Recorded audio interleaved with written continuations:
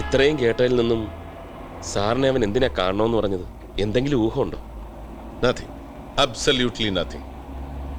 ഇപ്പൊ രണ്ടുപേർക്ക് ഈ കാര്യം അറിയൂ. ഒന്ന് അലക്സ്, മറ്റൊന്ന് ഊപ്പർവാല.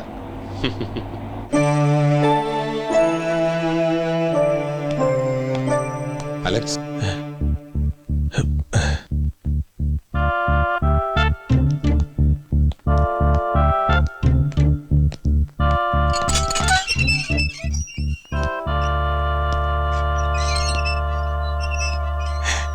ദൈവന്റെ പ്രാർത്ഥന കേട്ടു. ഇവരൊക്കെ പറഞ്ഞത് സാറ് വരില്ല എന്നാ, പക്ഷെ എനിക്ക് വിശ്വാസം ഉണ്ടായിരുന്നു.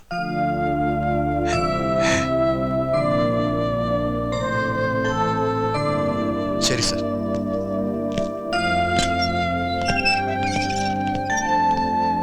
ഈ ലോകം വിട്ടുപോകാൻ ഇനി ഏതാനും ദിവസങ്ങൾ എനിക്കുള്ളൂ. ഞാൻ സത്യമേ പറയൂ, സാറ് വിശ്വസിക്കണം. കഴിഞ്ഞ ദിവസം പ്രാർത്ഥന കഴിഞ്ഞപ്പോ എനിക്കൊരു ഉൾവിളി ഉണ്ടായി.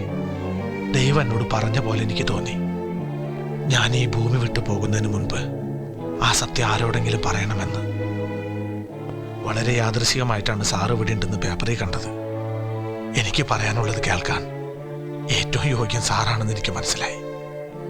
ഇരണിയിലെയും നാദാമംഗലത്തെയും കൂട്ടക്കൊല കൂടാതെ തെളിയിക്കപ്പെടാത്ത 3 കൊലകൾ കൂടി ഞാൻ ചെയ്തിട്ടുണ്ട്. തമിഴ്നാട്ടിൽ ആദ്യത്തെ കൊല നടത്തിയത് കൊള്ള നടത്തിയ ശേഷം ആത്മരക്ഷാർത്ഥമാണെങ്കിൽ കർണാടകത്തിൽ 2 പേരെ കൊന്നത് ദൃക്സാക്ഷികൾ ഇല്ലാതാക്കാനായിരുന്നു. തുടർന്ന് എനിക്ക് മനസ്സിലായി, ആ കൊലകളിൽ കാരണമില്ലാത്ത ഏതോ രസം എനിക്കുണ്ടായിരുന്നുവെന്ന്. നാദാമംഗലത്തെയും ഇരണിയിലെയും കൂട്ടക്കൊലയ്ക്ക് മുൻപ് ഞാൻ പൂർണ്ണമൃഗമായി തീർന്നിരുന്നു. ഇതൊരു കൺഫെഷനാണ്. ആണെങ്കിൽ ഫാദർ ഗോമസിനോട് മതിയായിരുന്നു, എന്നെ മൃഗത്തിൽ നിന്നും മനുഷ്യനാക്കി മാറ്റിയ മനുഷ്യസ്നേഹി. ഇല്ലെന്ന് വിശ്വസിച്ച ദൈവം ഉണ്ടെന്ന് തെളിയിച്ചു തന്ന മഹാൻ. പക്ഷേ അദ്ദേഹത്തിന് പോലീസിന്റെ ജോലി ഇല്ലല്ലോ സാർ. മനസ്സിലായില്ല. ആ 7 കൊലകളിൽ ഒരെണ്ണം ഞാൻ ചെയ്തതല്ല സാർ, മറിച്ച് 6 എണ്ണം ഞാൻ ബോധപൂർവം തന്നെ ചെയ്തതാ. ആ വീടുകളിൽ കൊള്ള നടത്തിയത് ഞാൻ തന്നെയാ. കള്ളം, പച്ചക്കള്ളം. 6 അല്ല 7 ഇവൻ തന്നെയാ ചെയ്തത്. എന്നിട്ട് ഇപ്പൊ തെറ്റിദ്ധരിപ്പിക്കാൻ വേണ്ടി. Please let him complete it. പറയൂ. ഇങ്ങനൊരു രഹസ്യമല്ല, സത്യം ഇപ്പോൾ പറയുന്നുകൊണ്ട് യാതൊരു ദൈവോദാക്ഷിണ്യമോ ആരിൽ നിന്ന് ഞാൻ പ്രതീക്ഷിക്കുന്നില്ല. ഞാൻ ചെയ്ത കൊലകളിൽ ഒന്ന് കൂടിയാലും കുറഞ്ഞാലും ഈ ശിക്ഷയിൽ ഒരു മാറ്റവും ഉണ്ടാവില്ലെന്ന് എനിക്ക് നന്നായിട്ടറിയാം. ഞാൻ പൂർണ്ണ മനസ്സോടെ സ്വീകരിച്ച ശിക്ഷയാണിത്. എൻ്റെ ഈ മോഹം കണ്ടാലറിയില്ലേ, എനിക്കൊട്ടും പരിഭ്രമവും ഭയവുമില്ല. പിന്നെ ഇപ്പൊ ഇങ്ങനെ ഒരു മനമാറ്റത്തിന് എന്താ കാരണം? ഒരു കാരണം ഞാൻ ആദ്യം പറഞ്ഞത്, ദൈവം എന്നെ പ്രേരിപ്പിച്ചു വന്നത്. മറ്റൊന്ന്, 7ാമത്തെ കൊല ആര് ചെയ്തു അവർ ഇന്ന് സമൂഹത്തിൽ മാന്യരായി കഴിയുന്നുണ്ടാവണം. തങ്ങളെ തൊടാൻ ആർക്കും കഴിയില്ലെന്ന അഹങ്കാരത്തിൽ. അസത്യം പറയുന്നതിനേക്കാൾ പാപമാണ് സത്യം പറയാതിരിക്കുന്നത്. അതുകൊണ്ടാവണം ദൈവം ഈ അവസാന നേരത്ത് ഇത് പറയാൻ എന്നെ പ്രേരിപ്പിച്ചത്. ആരാണ് ഇതിൽ 7ാമത്തെ ആൾ? മാണിക്കുഞ്ഞ്, നാദാമംഗലത്തെ 2 പേരിൽ ഒരാൾ.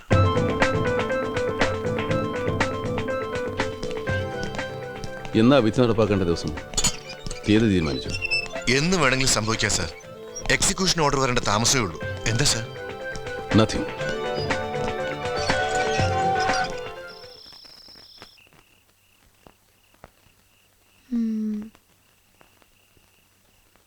സിഐഡികൾ രണ്ടുപേരും കുറെ നേരമായി നിന്ന് തല പോയിക്കുന്നു.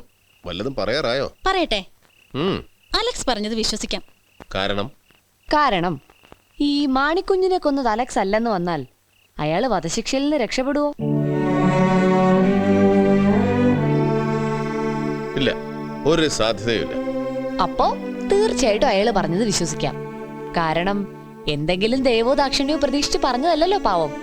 CBI അന്വേഷിച്ച കൂട്ടക്കൊല കൂടാതെ ഇതുവരെ തെളിയിക്കപ്പെട്ടിട്ടില്ലാത്ത 3 മർഡർ കൂടി അയാൾ സമ്മതിച്ചില്ലേ? അതുവരും ചോദിച്ചിട്ടില്ലല്ലോ. അത്രയൊക്കെ സത്യം അയാൾ പറഞ്ഞെങ്കിൽ അയാളെ വിശ്വസിക്കാം. കുട്ടിത്തലയിൽ ആൾതാമസമുണ്ട്. അപ്പോ ഇക്കാര്യത്തിൽ CBIയുടെ അഭിപ്രായം? വിശ്വാസം മാത്രം പോരല്ലോ. സാധാരണ മനുഷ്യരെക്കാൾ റാഷണലാണ് പോലീസുകാരൻ്റെ മനസ്സ്. അതിനെ കൂടെ കൺവിൻസ് ചെയ്യണം. എനിവേ, അവനെ പ്രേരിപ്പിച്ച് ദൈവം തന്നെ എന്തെങ്കിലും ഒരു വഴി കാണിച്ചു തരട്ടെ. തീർച്ചയായിട്ടും കാണിച്ചു തരും. കണ്ടോ? Let us hope.